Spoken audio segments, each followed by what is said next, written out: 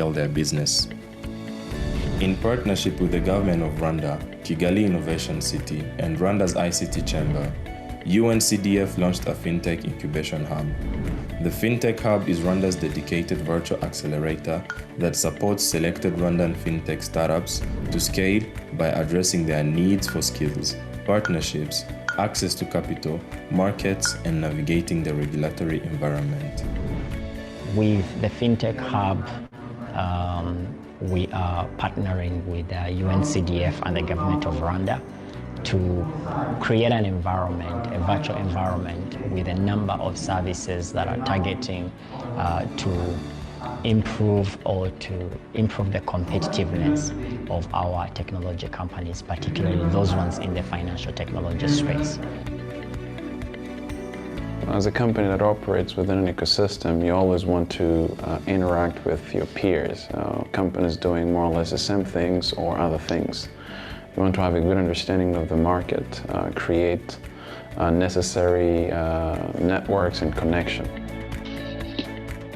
We also look at the FinTech Hub as an avenue to sort of, enhance and improve some of our strategies and our models to have a solid product that can scale to other markets. We have received the support from UNCDF in terms of advancing fintech startups in Rwanda, and I would say that support contributed heavily because most of the sectors have been affected by COVID-19, and the partnership that we have with UNCDF to establish a FinTech Hub through which we can support our FinTech startups in Rwanda and develop that ecosystem in Rwanda. One of our areas of intervention as a ministry in terms of enhancing trade is actually digital, going digital in terms of, let's say, e-commerce development. FinTech Hub has a good mission of progressively supporting technical support to these FinTech companies, let them be new or existing. That's a very good opportunity for us to really work with them on that. Our motivation to join the FinTech Hub was seeing this opportunity to do a number of different things. One was directly support startups so that they're able to grow their customer base, raise money, and be able to start to scale. Two was to help mobilize partners so that we can start to create those interconnections and collaborations so that the startups are able to thrive. The project is so much aligned with the strategy because it responds to 3 of the 4 work streams of the strategy. When we look at one fintech companies that we are supporting, Exas company, whereby they are supporting the digitalization of savings group transaction, which was very timely when you look at the crisis the world is going through of COVID-19, where this savings group survival were meant on their weekly meetings where they meet weekly and they save their little money that they can later on share among themselves and borrow among themselves. But now with the pandemic of COVID-19, this was going to be on hold because of the need of distanciation, of not having so many people meeting. But now with the development of and scaling up of this digital solution platform of Exas, these meetings are happening. These meetings among the rural savings group are going to continue to happen, which will facilitate their livelihood and their transaction to happen.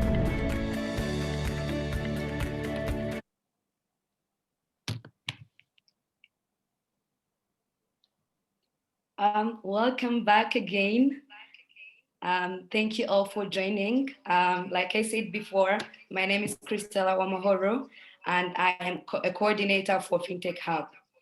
So FinTech Hub is the very first accelerator dedicated to FinTech companies, and we support them to bridge their needs for skills, to navigate regulatory framework, and we support them to access markets and financing. So before we actually start our session, I would like to welcome our speaker, Emil Kinuma. who is the country director for TransUnion, who share more about himself.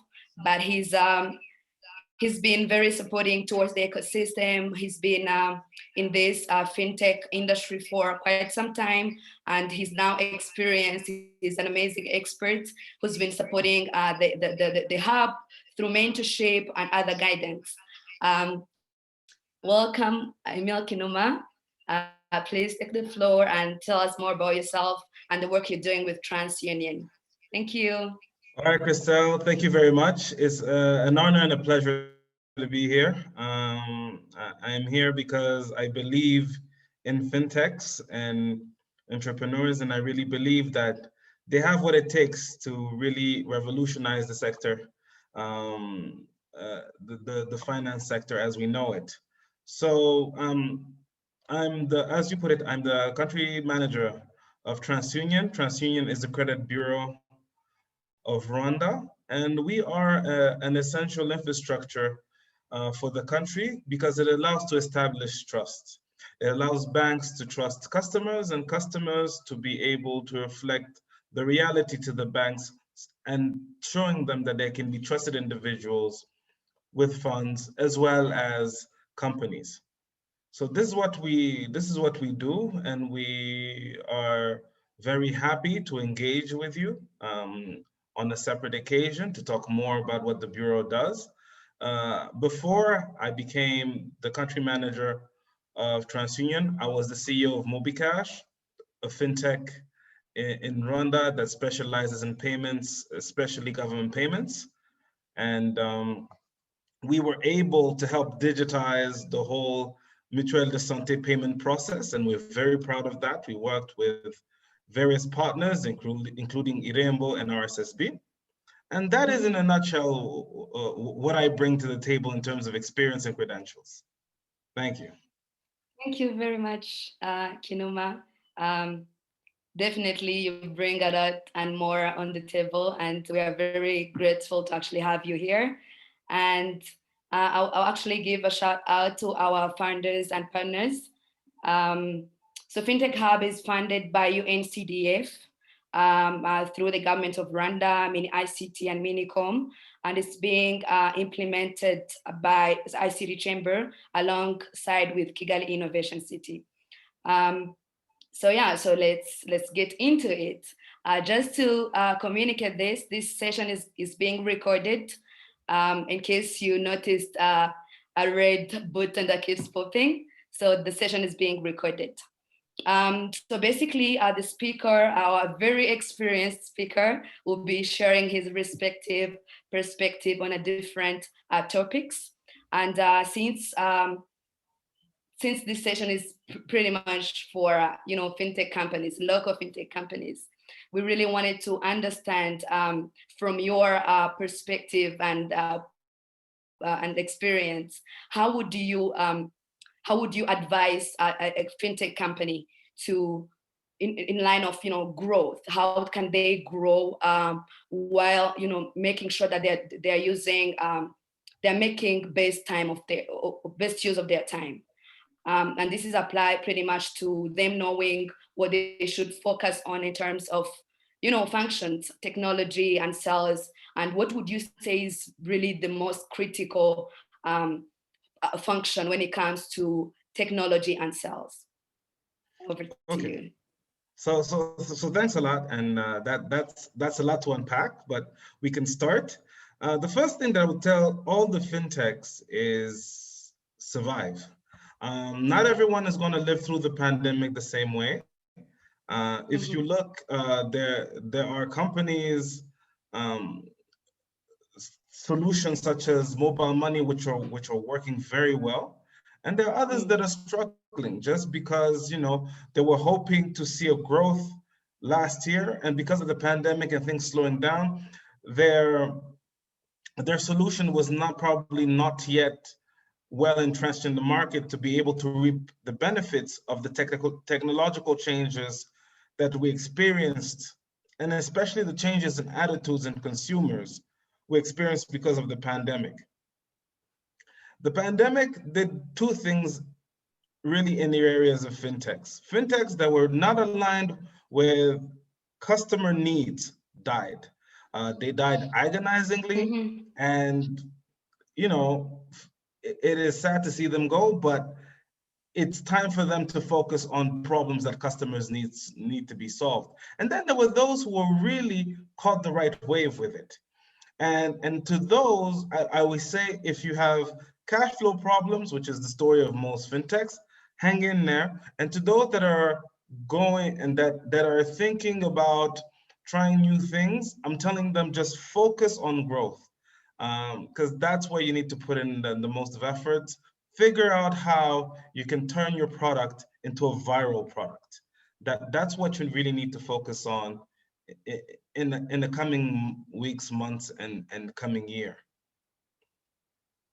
All right. So what you are saying is that for them to be able to grow, they should really focus more on developing their product.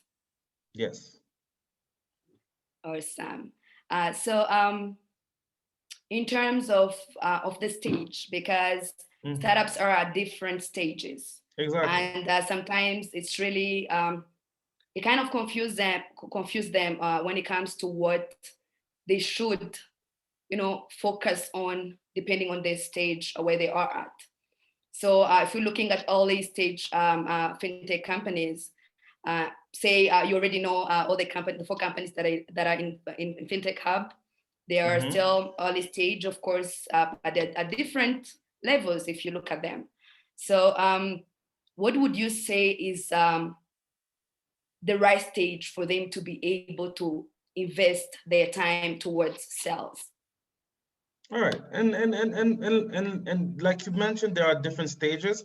A company like MobiCash, really, this is an opportunity, and I'm not saying that's what they will do and what the issue is, but for a company at that stage that has experienced tremendous growth in the past 2 years and that is looking to do new things, this is an opportunity to trim down, to get back to the essentials and stop projects or initiatives that are not giving you a return on investment right away.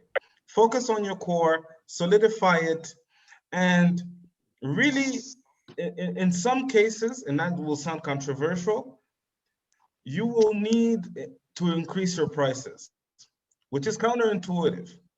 The reason why is because if your service is critical and delivers value, to stay around, you need to increase your margin, which is very difficult to do in this environment, but this is where you really need now to hone down and create that strong relationship and bond with your customers. So it's an opportunity to reconnect. Then there's those who are experiencing tremendous growth within this period. And the funny thing about growth is, especially when it's coming at you very fast, it's painful. It's not a pleasant experience.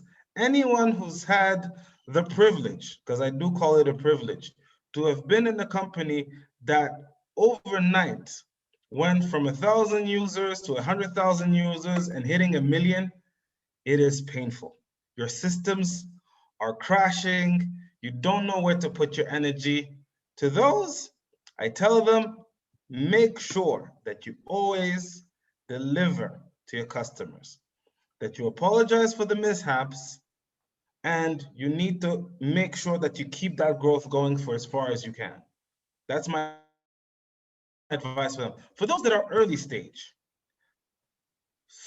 don't, if you have useless expenses like an office and whatnot, it's not that they're useless, but you don't need an office at your level. What you need to figure out is, what is the value that I'm delivering to customers? And you need to be very radical.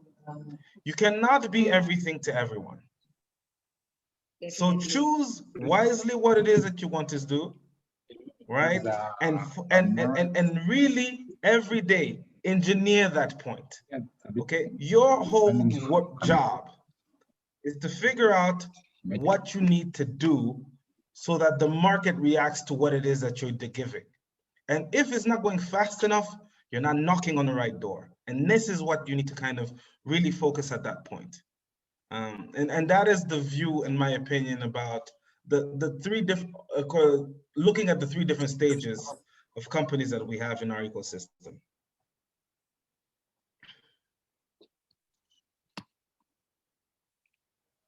Thank you very much. Dear fintech startups, I hope you understood what you gotta do. Thank you very much. I feel like that's a very important insight. And oh, sorry.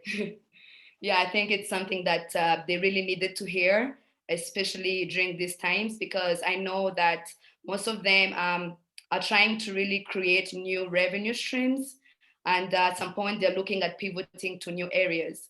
So like you shared, I believe that this is the right time for them to start engaging more with their clients and design solutions that are addressing the real needs that are on the market. Mm-hmm. So yeah, so moving forward, how as an entrepreneur yourself, as an experienced fintech player, how do you balance between focusing on customer acquisition and investment thinking? How do you balance, dealing with your clients and the investors? Okay, and that's a very good point. And for those, there are different categories, of course. The companies that have various investors and shareholders, you need to figure out how you're going to get a profit at the end of the year. They'll understand that this is COVID, but they're looking for you to see where are you going to drive growth in the future? What's coming down the pipeline, and how can we, and if we're going to raise money for this, what can we expect? Because you've already proven yourself. You've already have a model that's working. But what they want to know is, pandemic proof? Are you crisis proof? Can you weather the storm? And that's what a CEO who's at that level, an entrepreneur who's working at there, that's the conversation that he needs to have with his shareholders. Is saying it's going to be tough, yes, but here's the plan that I have for us to get on growth, and how this is how I'm controlling my costs. Now, for the person who's going in full growth mode, to them, I keep working hard, and that's a bit of the difficulty. You'll need to either find someone in your company, and usually it's the CEO's job, to also interact with investors, because you're onto something. And the little bit of money that you have is burning through quickly, because you're going to have to spend to make sure that you keep those customers happy. And this is where it's very tough, but you're going to have to roll up your sleeves and learn how to pitch to investors.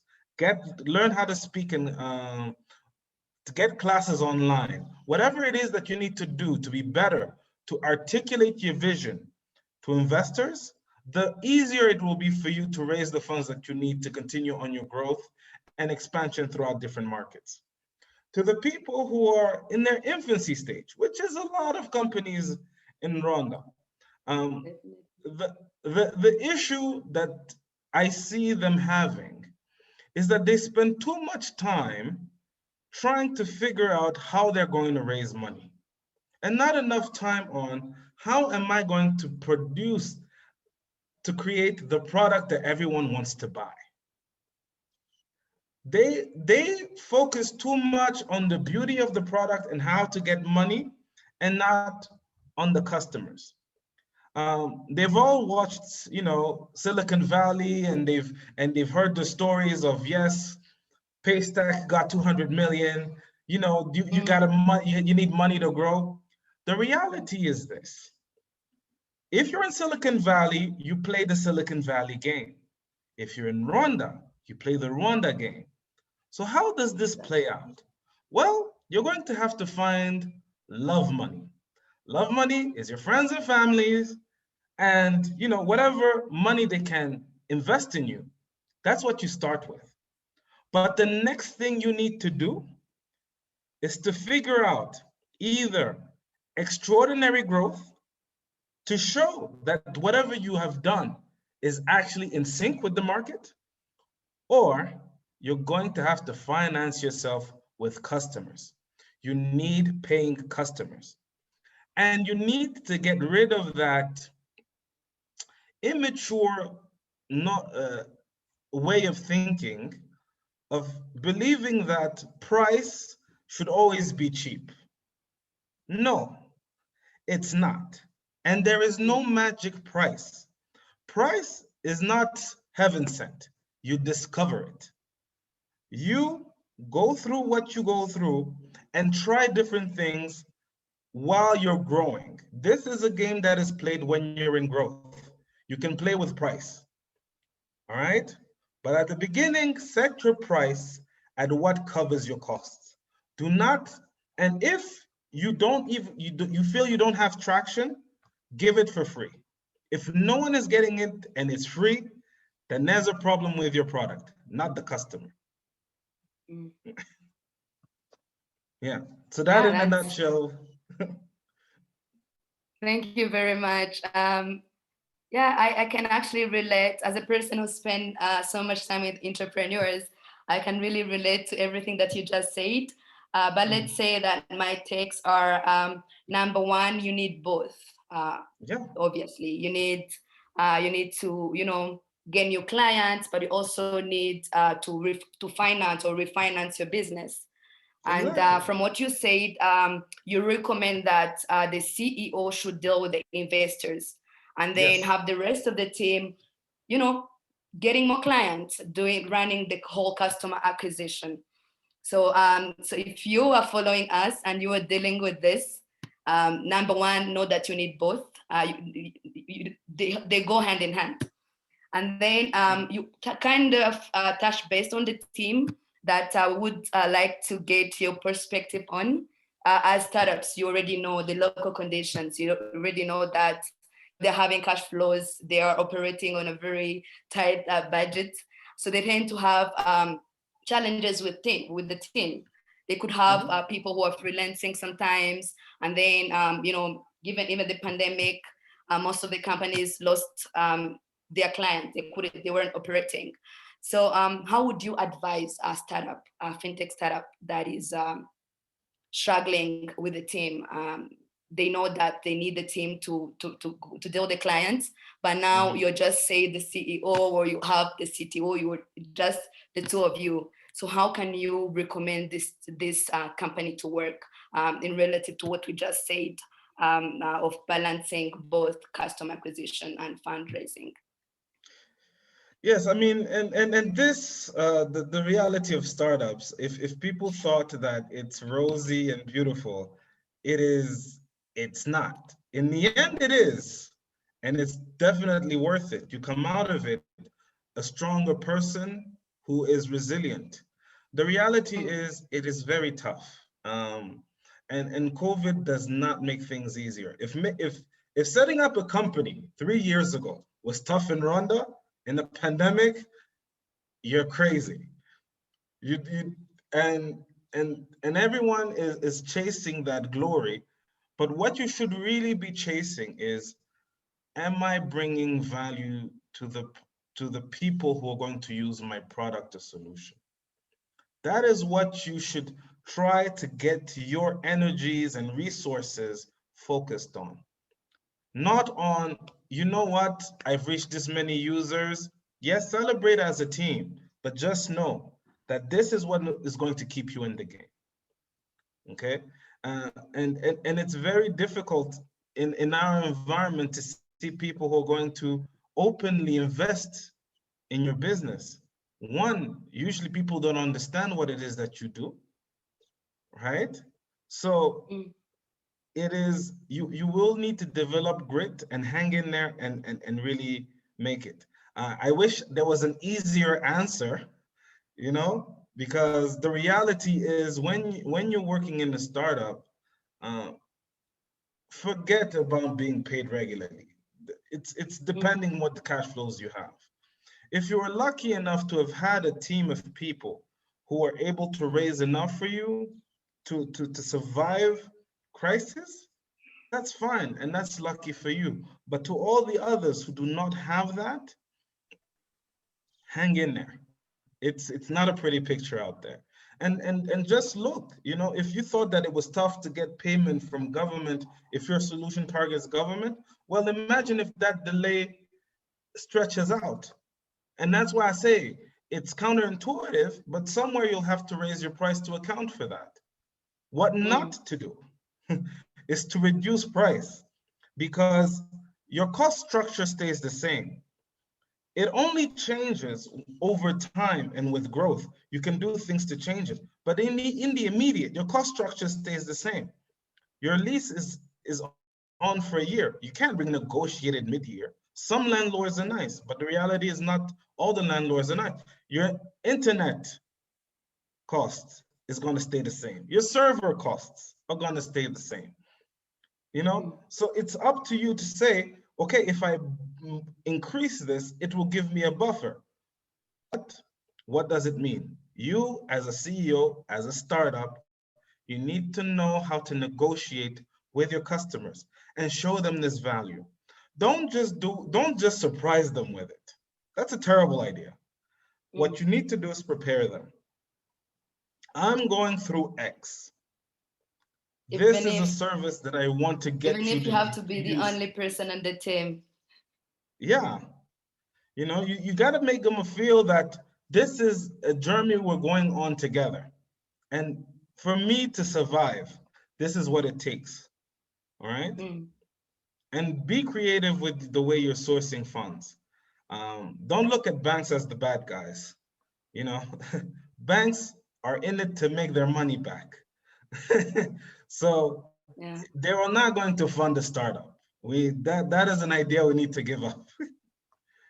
So, but yes, it's really this time and where we're working right now, this pandemic, it's where those who are resilient and dedicated to giving value to their customers, those are the ones who survive. All the others, as sad as it will sound, they'll just wither away. All right. Thank you very much. I think I will just rephrase the previous question in terms of team, because we would really love to hear your take on tips on how to build a sustainable team as a startup. Okay. Because that's one of the key things, and we want to really encourage this team spirit, to know that even if you don't have access to the market now, but at least you have a team, and that team can go out there and get more clients. So What is your take on building a team as a startup, as a fintech startup? When you start, when you are just at the beginning, you're a young startup, what you need to find are like-minded people who share the same vision and are willing to go the distance to get this product off the ground, because it will demand, various sacrifices from everyone to pull through. What I usually recommend startups when they come to me and they ask for advice is 3 and 5 people make up a good starting team. Beyond that, you're going to run into trouble, especially if there's an investor that comes in. You're going to get diluted, and he might be the dominant shareholder, because all of you have so little shares that when he comes in, unless you get along fine with everyone else, your share is going to get diluted. So focus on, at first, people who share the same vision and who are ready to sweat to get there.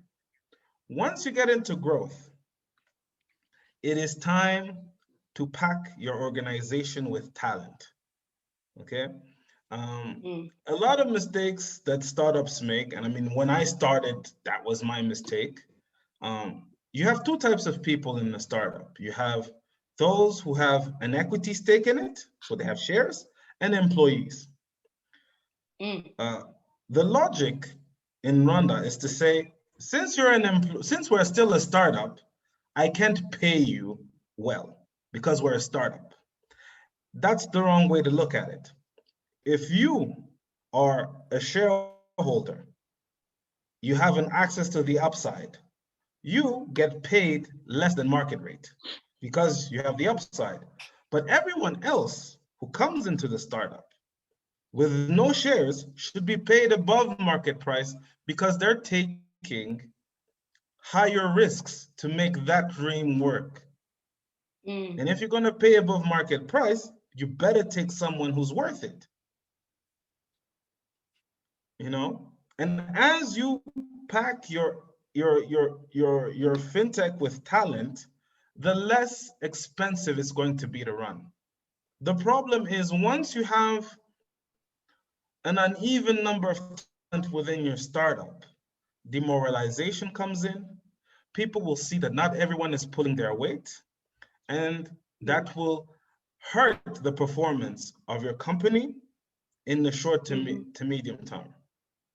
Okay. And the second thing you'd really need to be clear on is what are people going to get if things work out? I've seen many startups going to court, fighting with each other because things were not clear in the beginning. Or at least when things started getting better, no one had this tough conversation of saying, when this happens, this is the money you make. What usually happens is, oh my God, we got there. And then everyone starts fighting with each other. But I didn't see my newborn son for a year. How? I need to see the money too. You need to deal with these issues because these are people's lives you're dealing with. And that's really critical that you address that early on. Thank you very much. I believe that we really understood you, and we can relate to what has been happening, in the whole startup scene when it comes to building a team, finding the right people you share the same vision, and the people who understand your current situation, really, because if you are honest with them and they know you're not making money for now, and then you come up with, I don't know, an agreement, an incentivized way of rewarding each other, if I may say. And it's really important that the teams, at least the companies that are on here, really understand what you just said and go back to their companies and even implement that. So thank you very much for that. So just a quick one for the audience. Our chat box is open for questions. We're going to go through the last topic, and then after that we'll be answering questions from the audience. So if you followed Emil Kinoma's introduction, he's been working in the fintech industry for quite some time. He was with MobiCash previously, and now he's with TransUnion, and we're trying to, besides, in addition to what happens, with the companies, how they grow, how they prioritize, what is really important at their stage, and, finding the balance between getting more clients and seeking for investment. But now they really, they are already part of this industry, and we believe that there are plenty of opportunities for them. And I would like to hear from you in terms of what are the available opportunities in the fintech industry, and how can the local fintech startups plug into that. And since we're lucky to have you, and you're from a big fintech company, TransUnion, and how can the startups work with you? Oh, well, coming from the startup world, I know how hard it was to get through the door of the big boys. But I'm here to say that TransUnion is here to work and collaborate with you on innovative solutions. We're really trying to make a push into startups this coming year. But at the present, we do not have publicly open APIs, but we do have APIs. But please feel free to engage me.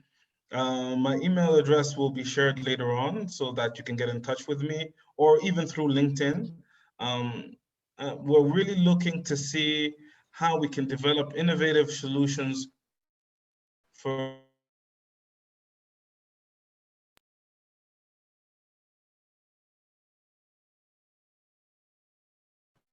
through our collaboration here, you see an opportunity to expand in a market like Kenya, where we also have a strong presence. That is something that will be very easy, and we really want to be able to spearhead that initiative going forward. So don't be shy.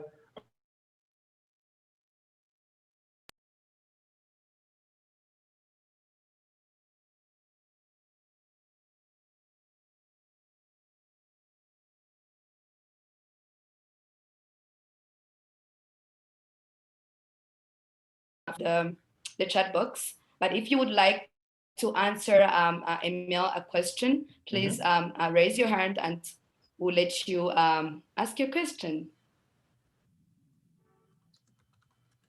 And in the meantime, I think when you said, when we talked about the available opportunity in the industry, I know that you're also some of the leaders of the FinTech forum here in Rwanda. And if you could shed some more light on the recent trends in the industry and in light of the new opportunities that are there for startups, we would appreciate that. Yeah, I mean, one of the big opportunities that came out in the pandemic is how do you make payments seamless?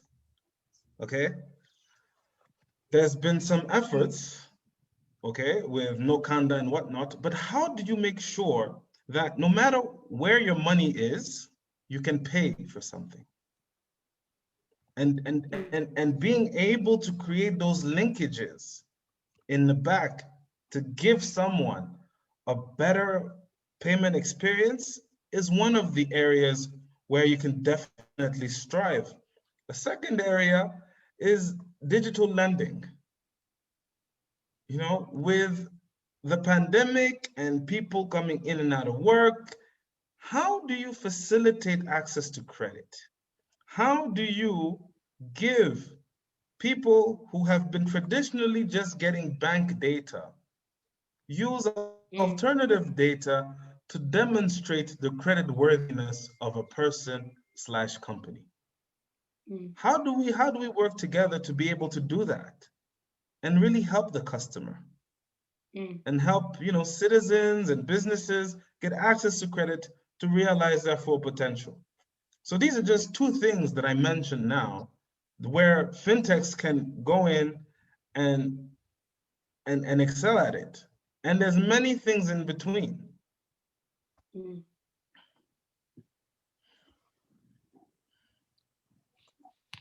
Yeah, thank you so much. I haven't seen anyone raising a hand for questions yet. But if you want to ask a question, please feel free to just unmute, of course, in order. But you're welcome to ask questions. Yes. Or, you know, suggestions or thoughts on what the amazing conversation we just had. So I just have a direct message from Redamta, who said she liked what I shared with the group in choosing a teammate, and she would like to know the best team to share the vision. What I would say to Redamta is, how do you pick the best team? And for me is tackle difficult projects. Tackle difficult, meaningful projects together. You will see who is a good teammate in dealing with those.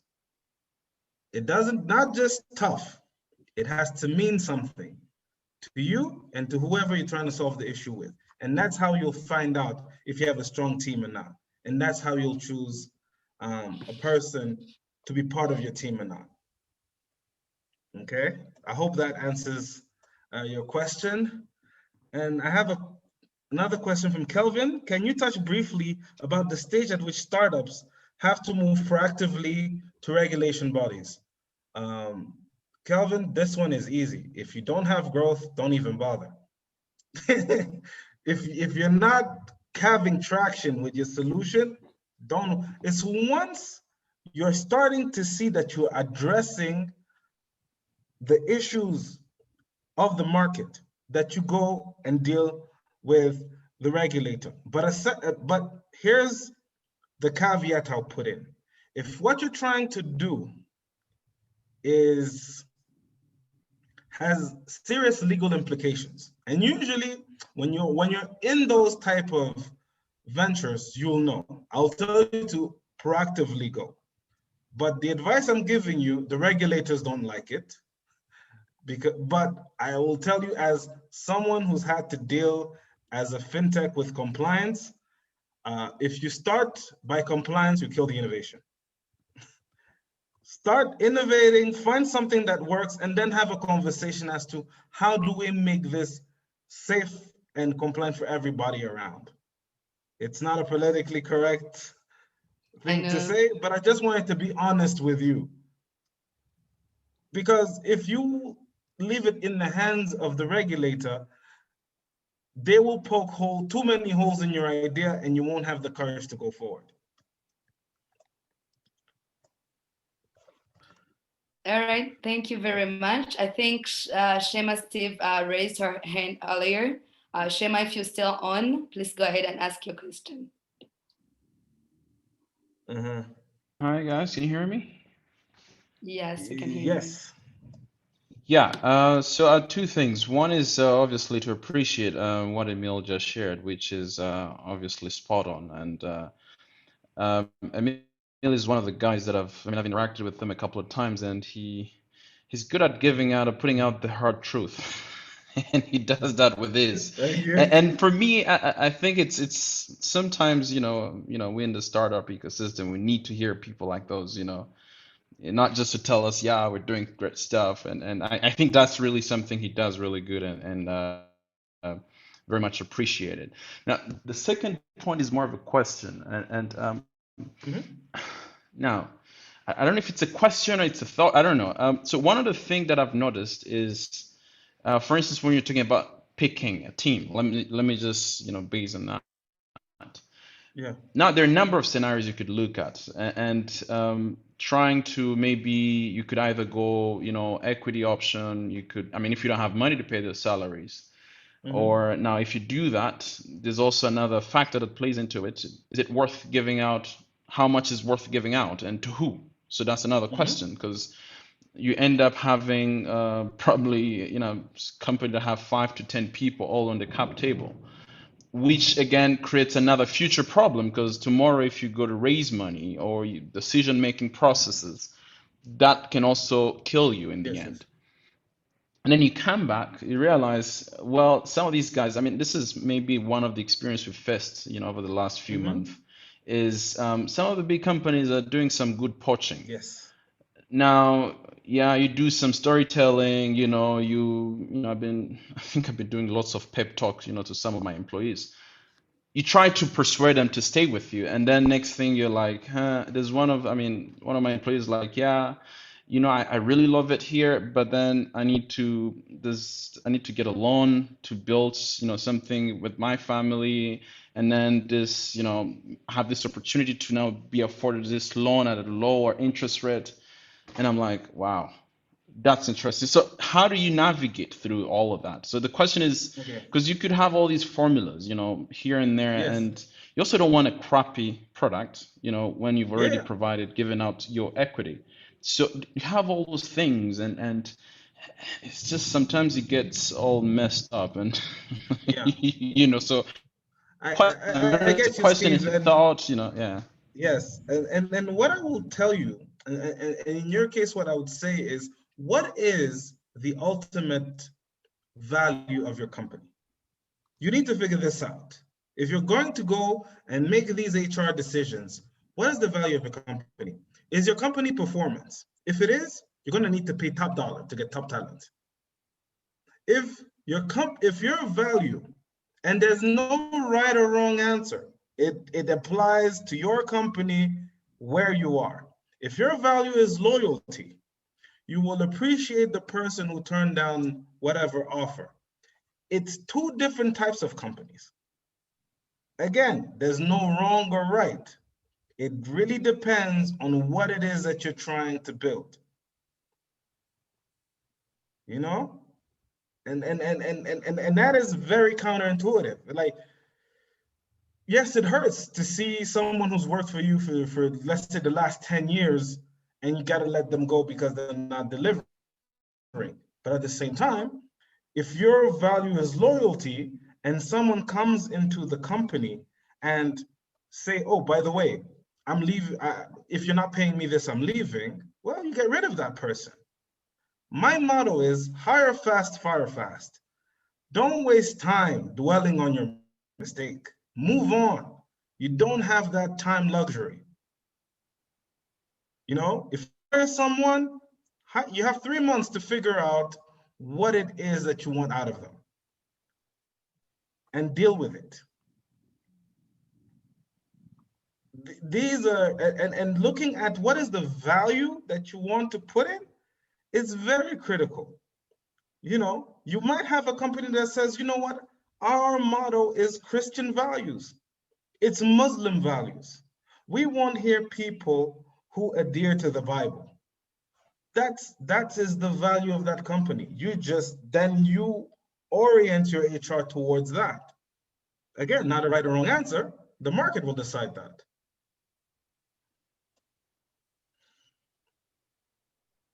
I hope that helps. Interesting. Steve, I hope you got your answer. I hope that helped you in terms of, making decisions. We have another couple of questions. Waringa Kibi asked, where is the place of share options right at the start of your top talent? So this issue of share options is, for me, the better way to deal with top talent if you do not want to give them shares outright. But you need to be ready to have the balance sheet to be able to do that. And for me, yes, if you want top talent, make sure that, because share options gives you the opportunity to pay that top talent below market price. But in return, you're saying, if the company does well, you'll have a share of the upside. And that's a conversation the shareholders need to be comfortable with, and it's at that level where the shareholders set the tone for how the company is going to deal with top talent. All right, thank you. Remember, we kind of touched based on a pivoting option, especially during these times where some of the business weren't operating, and at some point people lost business, right? And the other option was to create new revenue streams, and pivoting was one of the potential options because they had already identified the challenges, and they could start thinking about new products that are addressing the need on the market. So what do you think is the right time for a startup to pivot? So pivoting, the best way to explain this is firing the plan before you fire the CEO. So pivoting is best when you know, or you have a strong belief in the team that you have, but you're attacking the wrong problem, or the manner in which you're dealing with it is wrong. So you should start to pivot when you see that there's no longer traction, or whatever you're going after is a dead end. But you're confident enough that the team that you have around you is bound strongly to attack another tough project, or something that you've seen in whatever you were doing that you felt, because of constraints, XYZ, money, time, resources, you did not go after it. But now that plan A is not going right, now you have the focus and the energy to go after plan B. Fair enough. So if you are in the process of pivoting at the moment, or if you are considering pivoting to a new product, you've hard what you gotta do. And of course, if you need more guidance, we're here to support you. And Emil is more than happy to give more guidance, right, Emil? Of course, of course. All right, thank you very much. We've received another question. I can pronounce the name. It's you. He's saying, speaking of paying simultaneously, yes. Do you mean mobile payments? A picture of mobile payment Rwanda. What is the picture of mobile payment in Rwanda? Pay with SMS, QR code, facial recognition via phone. The dominant digital form of payment in Rwanda is mobile money. MTN is dominant. All these other solutions that you've mentioned, they are here, but they're really marginal. So there's the big opportunity. The challenge now is to, how do you make these forms of payment ubiquitous in a land that is dominated by mobile money? Yeah. Okay. Yeah, that's what's up in Rwanda. I assume that this person, I'm sorry, I failed to pronounce his name, Yuliu. I think I assume that he's not based here, but we really appreciate that he managed to join us, and now he has an idea about how the industry is here in Rwanda. So if you don't have more questions, we don't want to take much of your time. The last one from Sarah. Oh, there is? Yeah, please. Yeah, there's from Sarah Kaviruka. Let me just go quickly over this one. Thanks a lot for sharing. I like what you said about building product based on customer needs. My question is, what do you think about the challenges faced by startups to get licenses from institutions in charge? It's tough.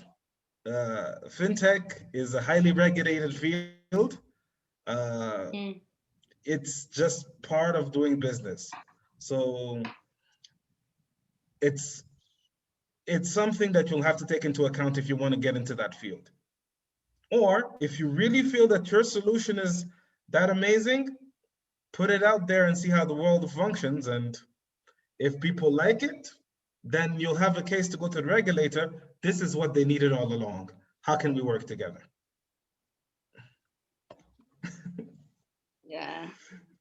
Yeah, that's quite straightforward. I actually meant to ask if among the audience there will be someone from the regulator, the regulation word, because I sense that someone from the regulation word could actually agree to disagree with what you said earlier. And I know they should. And you know what? They should. I'm not. This is not something that they should encourage. But what I'm saying, as a regulator, no, you don't want to see these things develop in your ecosystem, right? Because you want to minimize risk.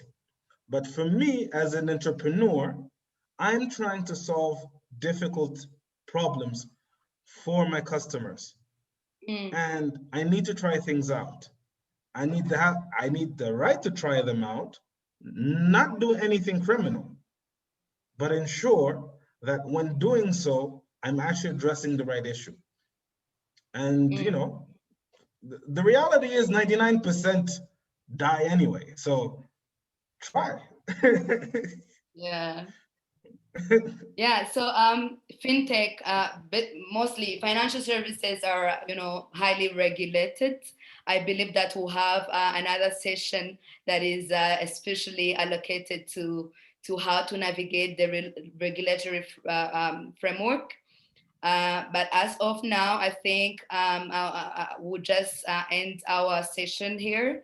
And I would like to really appreciate everyone who joined, and everyone who participated, asked questions, and special thanks to our speaker.